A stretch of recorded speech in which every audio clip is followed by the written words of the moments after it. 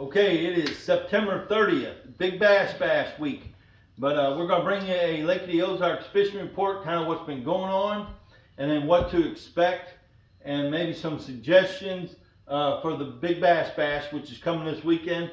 I'm sure most of y'all are fishing it. They usually have 2,500, 3,000 anglers. You know, Anglers in Action been doing this for a long time.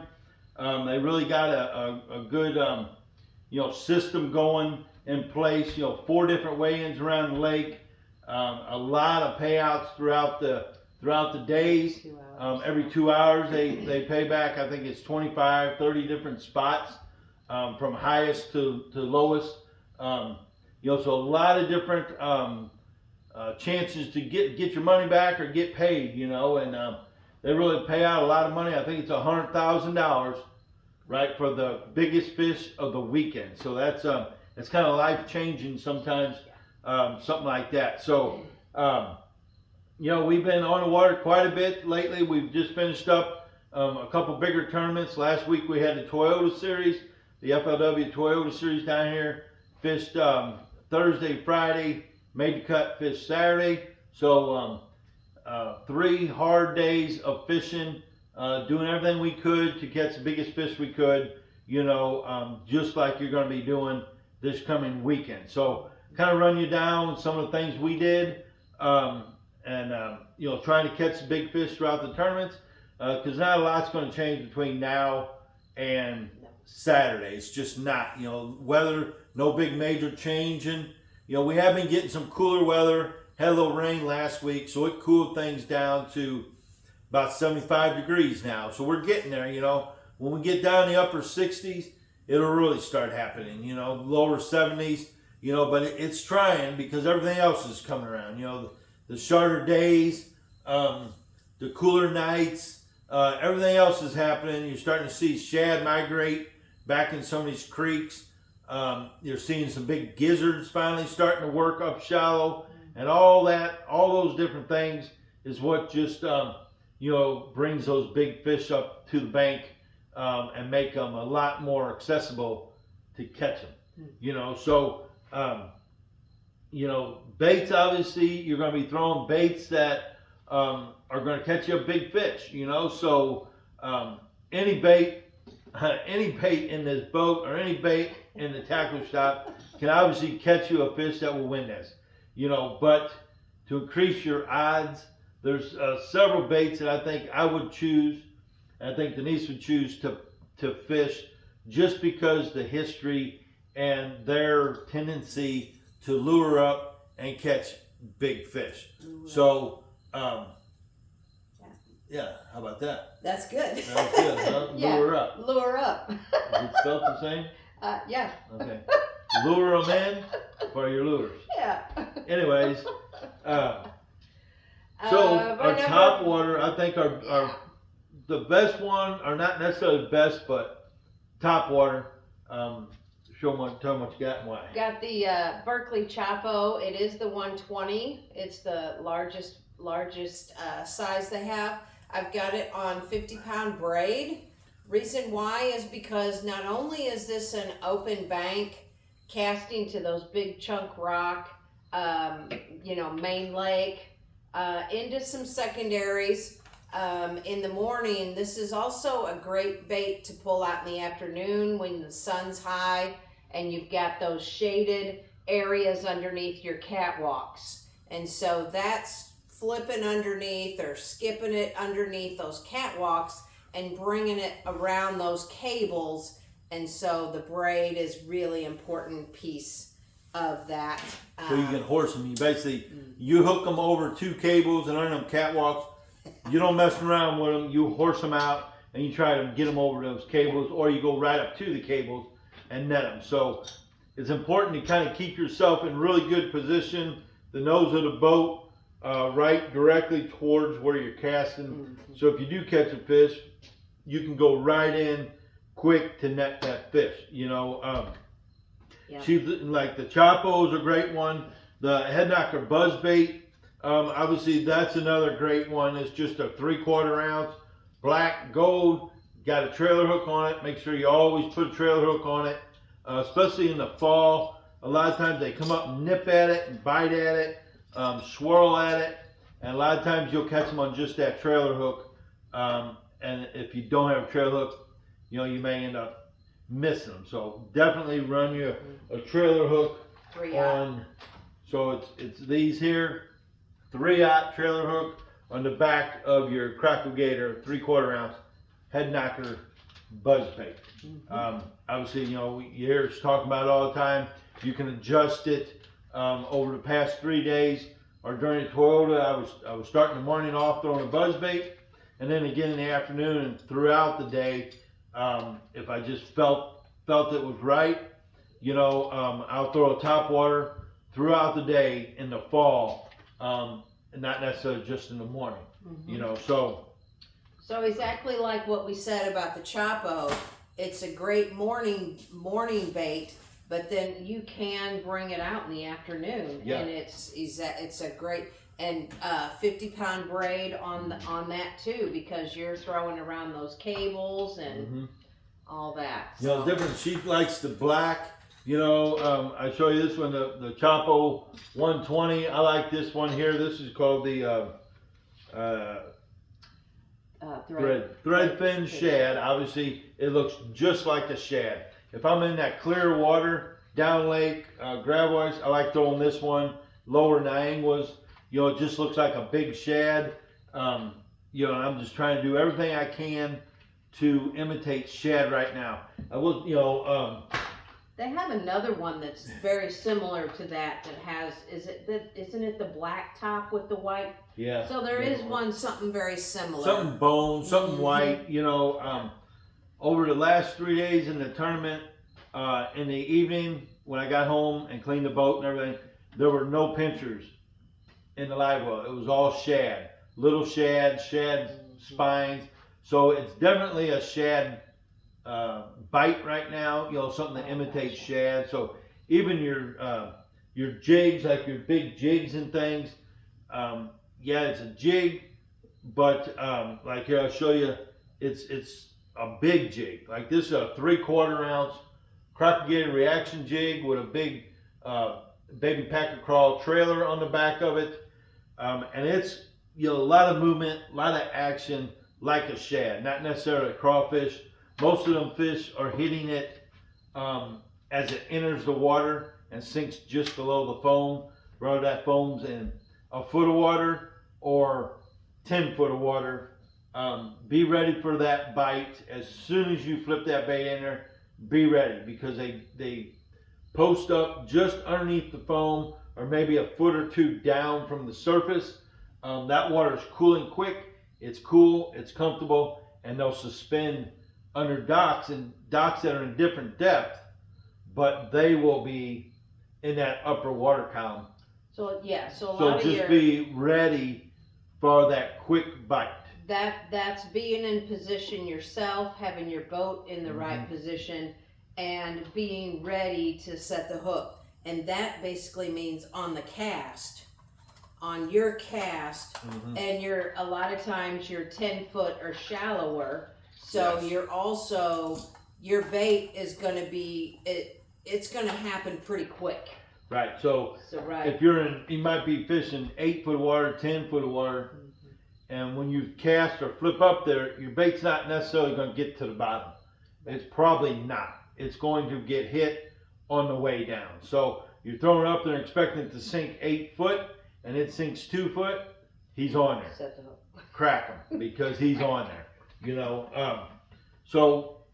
we kind of got off here, went straight to the jig, but other baits, you know, that definitely, like this KGB Shad 180 in the bone color, that's just a big fish bait. And right now it's starting to play a little bit, getting a few bites on it, not a lot just yet, but that could be any day. And that bait, you want to throw it. You can throw it on bluff ends. You can throw it on these same banks where you might see some big shad, maybe parallel some of these deeper docks on the shady side. Flip it up in them empty stalls and work that thing. You know, it's just a stop, go, retrieve. Watch your bait, and sometimes let it, you know, work fast then let it go real slow. You just want it different. Look like a wounded shad, or maybe a shad trying to flee away from, a predator, of a bass. So the big swim baits, the big glide baits right now are, I wouldn't be surprised to see the biggest fish caught on something like this. Oh, yeah. At least a lot of weighers will be caught on something like this. Yeah. And it makes a lot of sense, because you're seeing those big balls of those shad just coming around, and you're looking at some that are that size or real close to that size. So it makes perfect sense. So like if you see that up by the bank, I like to throw that glide bait right up in the middle of them, or right past them, and pull it real fast and spread them shad out, scatter them out, spook them, and that action in the water will create attractant, I guess, for big fish to come in and see what's going on or get their attention.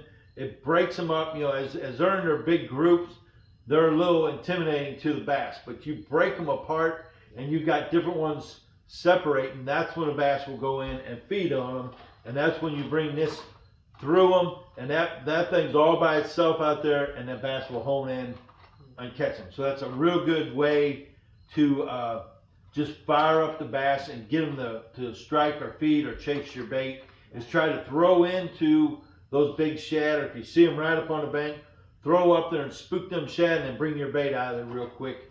And a lot of times that will get you a good bite. Other things, you like this one here, the mag draft.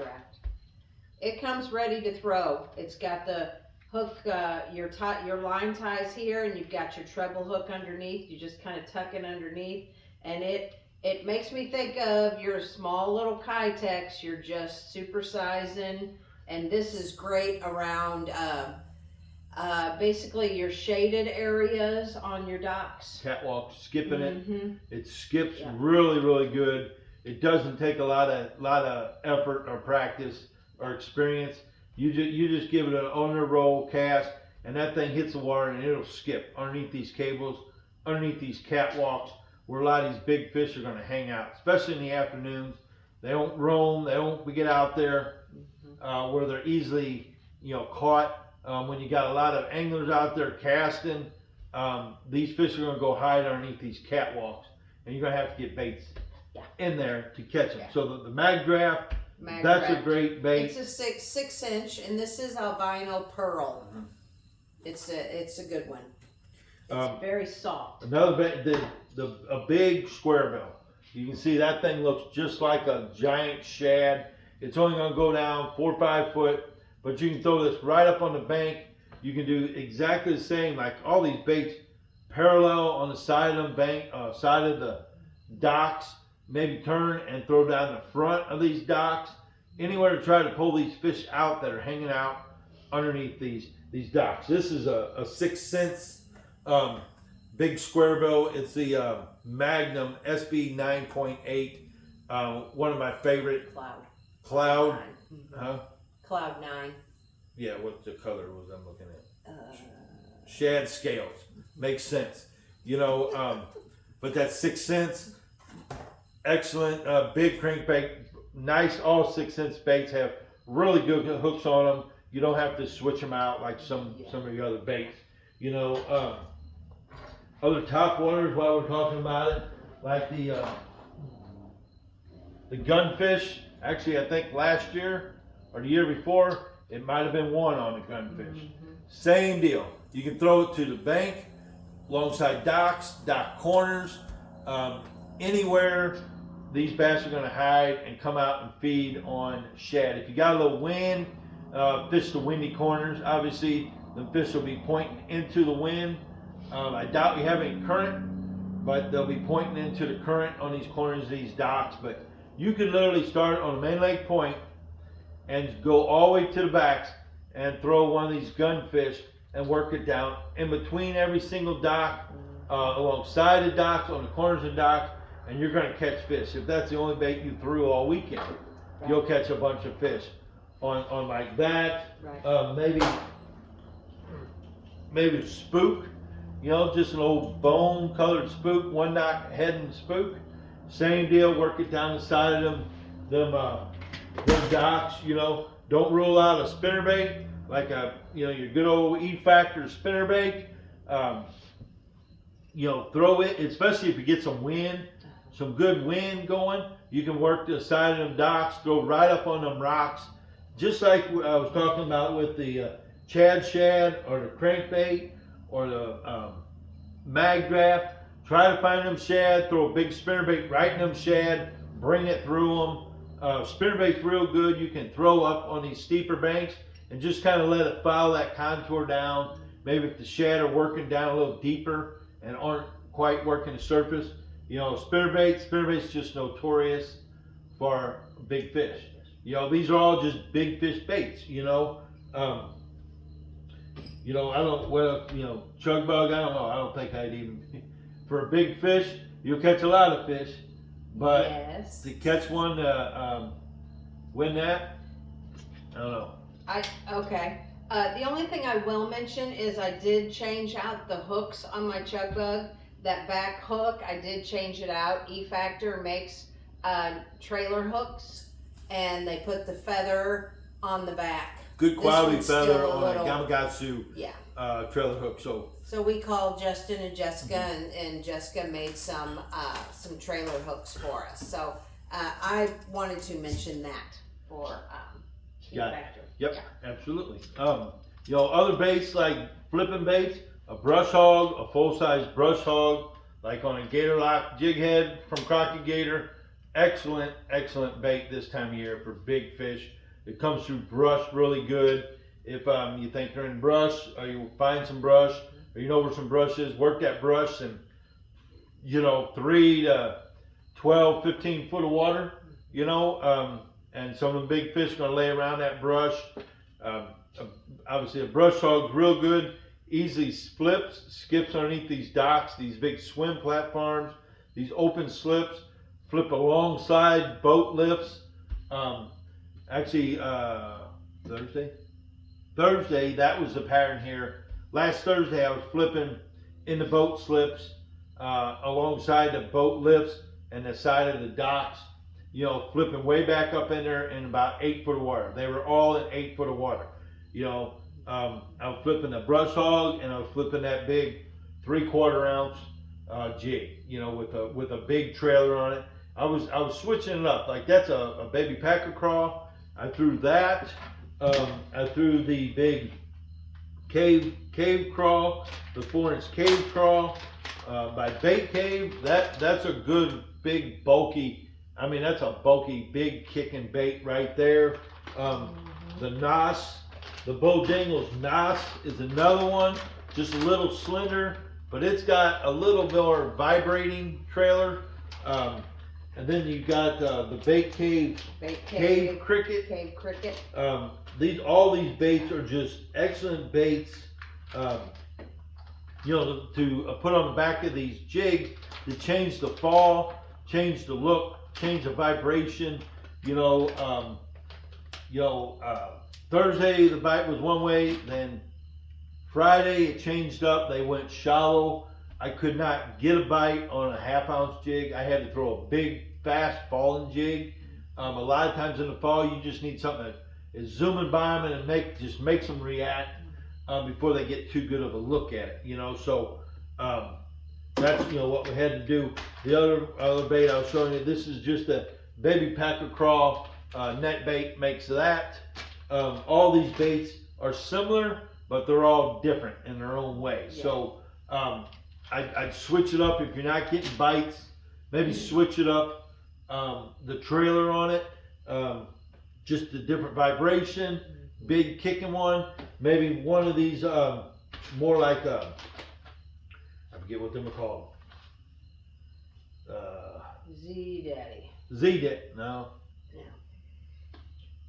Might be. Anyway, it's a Bojangles bait, and it looks similar to like it's a beaver style bait, and those baits, they do a lot more gliding, a little more subtle, something like that. So just switching up your baits might be what it takes to get some bites. You know, as far as areas of the lake, I honestly believe right now the biggest fish of the lake can be caught anywhere on this lake. Last week, pre-fishing, it was probably Wednesday night late before I decided which direction I was going to go. I thought I could catch the same amount either place up the river, maybe the Nianguas, lower in. I don't fish the Glaze a whole lot. I just don't. It's pretty busy. I usually get out of there, I'll be honest. But any of these arms can produce the fish that can win this. You know, I will say this about the fall fishing. I think early September, some of the river arms were better, but now we're getting to the point the entire lake is kind of at the same stage and the same patterns are going on throughout. I don't care where you're at in this lake. Obviously, it's still fall, so you can catch fish off main lake points, over, you know, close to the super deep water, or you can catch them all the way in the back in a foot of water. You just got to figure out each day where they're at, or switch it up throughout the day. You know. And for the bass, we typically talk about go in a comfortable area for you, in a sense that if you don't feel comfortable going around the docks and flipping underneath the cables, then you can swim a jig on the corner on the outside and just run in front of the docks. Out there where you've got braces, dock braces. Yeah. Those fish that are suspended, they want to be by something. So they're either going to be underneath these boat lifts, underneath big boats, underneath the floats, or they'll suspend on them dock braces out in front of the docks. That's what she's talking about. You know, swimming a jig back there, maybe a little crankbait, a mag draft, a glide bait, anything to pull these fish out. You know, I would probably favor main lake, secondary stuff, or just big boulder rock. Early in the mornings, you know, with Topwater, probably run a lot of that. You know, maybe a mag draft, something like that. You know, early, and then again in the afternoon, like she said. Once you get a little shade line pushing off of the bank, 4 to 10 foot off of the bank, then that gets really good in the afternoon. So, you know, other baits, you know, chatterbait, a big chatterbait that imitates a big shad. You can cover a lot of water if you're not wanting to come to the surface. Chatterbait, you can stroke it, you can let it go to the bottom, rip it off the bottom. You can work this thing fast, slow. It works just, I mean, you can work this thing anywhere too. You know, flatter banks, let it go down steeper banks, alongside big docks, laydowns. It's deadly around laydowns. Just like your spinnerbait, if you're fishing a river arm or way in the backs or something, you find some laydowns, some stumps or something, you know, big E-factor spinnerbait, or like a chatterbait, are deadly to work around. You get in the back of these big creeks and you see these old washed in logs and stumps and just stick ups, whatever, any piece of wood, I don't care how big it is. A lot of times will hold that big fish. He don't want to be around all the others, and he'll get out here and nowhere land on one stick up or one lay down all by himself. Flipping docks, look for odd, you know, if you got a perfectly square dock and you got one little jet ski lift over here, that's just a little bit shallower, he'll be on the end of that, closest to the bank. Or if you got them corners, you know, an odd corner, flipping them corners, anything that's different. One other thing we really noticed the last week or so was these fish were holding on. If you had a creek and you had a long straight stretch of this creek and you just had a small indentation or a small little pocket and it had two docks that were turned just a little different, that's where the fish were. They were on those little isolated, different docks. It's just somewhere the bass they'll naturally go in there. You'll see them in the winter, in the fall. They just like a little different. Instead of a whole row of straight docks, and you got the couple that are different, fish those docks. So, man, that's really, one other thing, when it gets tough, some of these baits like Bojangles, they're scented really good. Cave crickets, not cave cricket, the pecker crawl, it's got scent on them. A scent at this time of year when it gets tough, I think can really play a part. I was spraying the Strike Force, the bass. It stinks. I'm gonna tell you right now, it stinks. But I was taking, I don't have one out here. I had a bag of pecker crawls. I opened it up. I sprayed in there the night before, zipped it up, rubbed it around there, and man, it stunk. But I think it was key to getting some bites. Maybe some fish that had seen a couple other baits, or if they follow that bait to the bottom and that leaves that little scent trail. I mean, anything you can do to make that fish think that bait is real, by all means, use it now. It's another sense. It's You've just got another your vision, your vibration, one of those senses that you're appealing to. Yeah. So the visual, the horizontal for the vibration, the taste. I don't know if they smell. I guess they taste. Anyways, there's two. They got several different ones, but the shad and then the bass are the two I like in that Strike Force. There's other scents out there too, and I'm sure they work. But something, even on your topwater, believe it or not, if you sit down that topwater and you get these followers, your glide bait, that big glide bait, these fish are notorious for running up behind the Chapo or the buzzbait or the glide, and they'll follow it. And if you got scent on there and it leaves just a little bit, and they smell or taste that, it might be the difference of them turning around and leaving or attacking that bait. So, I would try to appeal to every part of that fish's feeding senses that I could right now.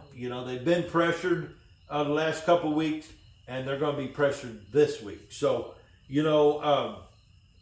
I know Sport World Boat Center right here at Hurricane Deck, those guys will be open this weekend. They're open all this week.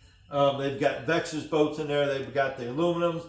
They got the fiberglass. They've got a lot of good used boats right now. They carry a lot of parts. They've got, 3 of them that work full time there. Luke, Alec, and the owner Gary. They're all, they work on Evinrudes. They work on Mercury's. And I promise you, they work on live wells because they worked on mine last week. If there's any issue with your boat, which there always is something, it's just these boats, we put them through a lot. And it can be the smallest, minute thing. I had some scales that got clogged in my live well switch. Okay, kind of common, but it wouldn't hold that water. So anyways, they stayed late, took care of me, flushed it, got it going again, but not just for me, they'll do it for anybody.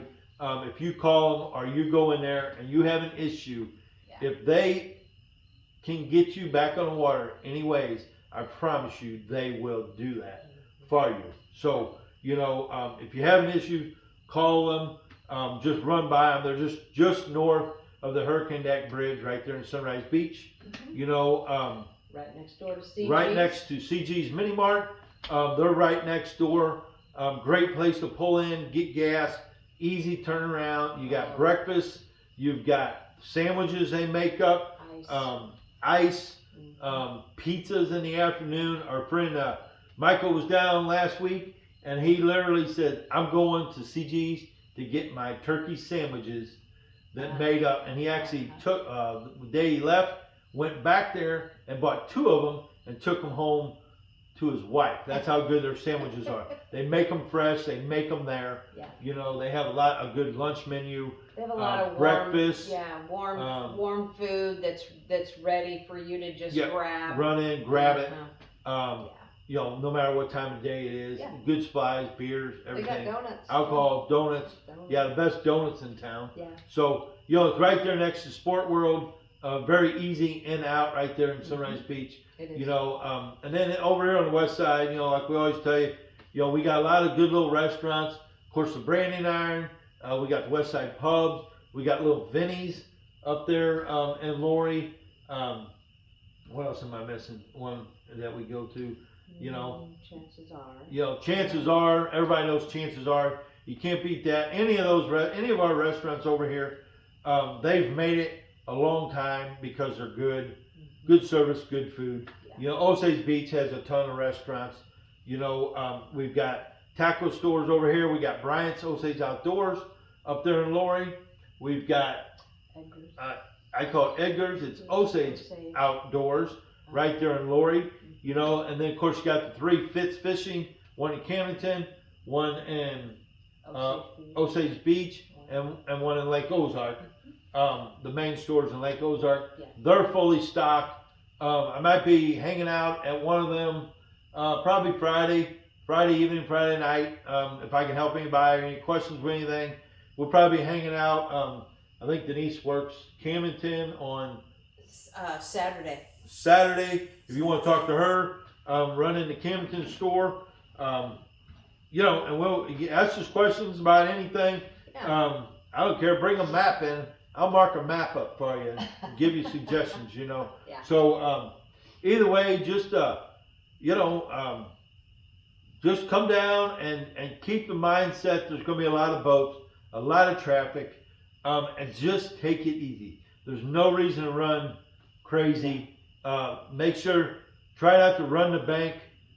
Leave yourself some room for boats coming in and out of creeks in case they're running close to the point and you're at the point. You don't want that intersection. You want yourself plenty of time and space to react. So I'd run out a little closer to the center so you can react and maybe increase your odds of seeing a potential hazard, you know, coming. So wear your life jacket. Obviously, I'm pretty sure that's a rule. Yeah, but do your usual kill always switch, wear your life jackets. Yeah. You know, regardless. You know, one thing I always just like I carry this little hook sharpener. I got different styles. There's one that looks like a little pin. This one, keep it handy. Keep them hooks really sharp. If you hit rocks with your topwaters or you get hung up or something, you know, touch them up a little bit. And that little bit means a lot. You know. Retie. Always be checking your line there by your bait and check up a little bit. If you get in the rocks a couple times, you're really, you know, you probably need to take a second to retie. Yep. We also do have an AFCO tournament. Yes, that we wanted to mention that. On October 12th, there's an AFCO. Everyone knows AFCO. You know, they make that great apparel we wear winter, summer, gloves. You name it, they have it. But either way, they're stepping it up, and they're putting on an AFCO sponsored. They're the main what do you call it? Sponsor. The main sponsor of this, $10,000 for $200 entry fee per boat, and that's going to be a really October 12th. That's going to be a cool tournament. It's out of PB2. There's signs hanging up everywhere. We put up signs around. You know, you can get on AFCO. I'm sure it's on there. Look at a regatta permits. But the Fitz Fishing, I know Bryant's has posters. You know, posters tells you all about what's going on. But that one's coming up. I know Just Fish has a tournament coming up. A couple tournaments coming up. Who else you got? You know, Warrior Williams is coming up. I think it's the 13th, maybe. Yeah. That one. There's several stuff coming up in October. You know, great time to get down and fish. You know, make sure your batteries. You run by, talk to the guys at Wholesale Batteries. Give them a call. Make sure before you leave the house that your batteries are in great shape. They're fully charging. If you've got a blinking red light or they're not coming all green, there's an issue somewhere. So take it by or call them guys at Wholesale Batteries and just get some input on it, so you don't have the trouble when you get down here on the lake, late Saturday night or Sunday when nobody's open, So we're going to do a couple things. What is Wednesday night? Iron horse, steel horse? Oh, it is 10 horse. 10 horse. I knew iron horse, steel horse. 10 horse Mountie tomorrow night. I'm gonna be I'm gonna be one of the guests on there, and we're gonna be talking to Bash. So tomorrow night, if you want to tune in that. Wednesday evening at the main store at Fitz Fishing, we're going to do kind of a round table at Fitz Fishing, based around the big Bass Bash. Bass and Bob always did these neat things, and we're trying to keep it going for Bob's sake. But we're going to be hanging out there. If you get down early, come by Fitz's, hang out with us, talk. We'll talk the bass, we'll talk fishing, we'll talk boats, clothing, baits, rods, reels, lines, whatever it is. We enjoy talking, fishing just like everyone else does. So if you got any issues, just look us up, 573-204-9005 for me or Denise at 314-226-3099. Call one of us anytime for any reason. If we can help you while you're here at the lake, we will do it, or at least send you in the right direction if we can. So everyone, be safe down here. Come down here, win yourself some money, have a good time. We'll probably see you around town, but if we don't, good luck, be safe, and we will talk to you next time.